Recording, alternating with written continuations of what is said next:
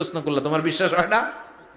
আওয়ালাম তুমিন, বিশ্বাস হয় না? তুমি তো নবী, জানো নবী নও, তুমি খলিল, তোমার বিশ্বাস হয় না? এটা কেমন প্রশ্ন? সাইয়েদনা ইব্রাহিম বললেন, বালা, বিশ্বাস হয়, ওয়ালাকিন লিয়াতমাইন্না কলবি, কিন্তু দেখলে ভাল লাগবে।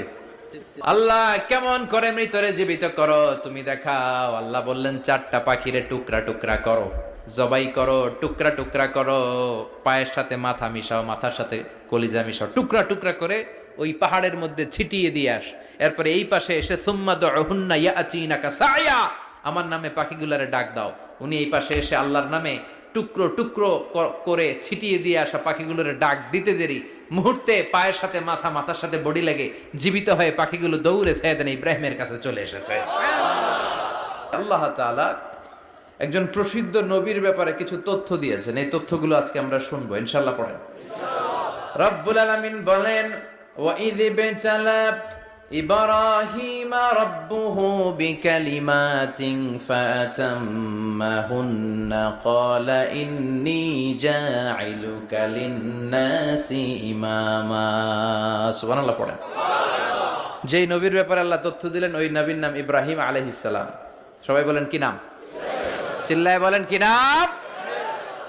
আল্লাহ বলেন, নবী স্মরণ করুন সেই সময়ের কথা যখন আমি আমার খলিল ইব্রাহিমকে অনেকগুলো বিষয়ে পরীক্ষা করেছিলাম, আর আমার খলিল ইব্রাহিম প্রতিটা পরীক্ষায় গোল্ডেন এ প্লাস পেয়েছে।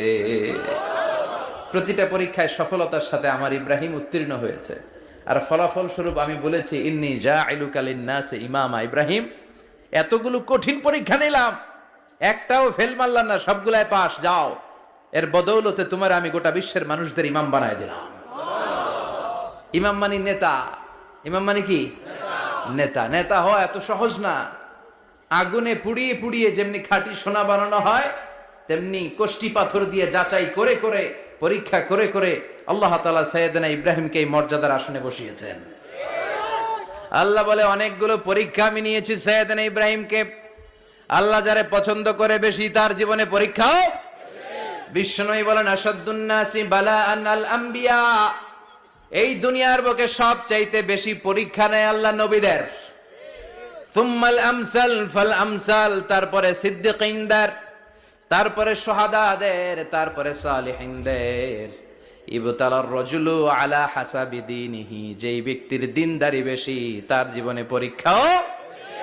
বিশ্বনবীর আল্লাহ সান্ত্বনা দিচ্ছেন, নবী, ওরা আপনারে গণক বলে, ওরা আপনারে জাদুকর বলে, ওরা আপনারে কবি বলে, ওরা আপনার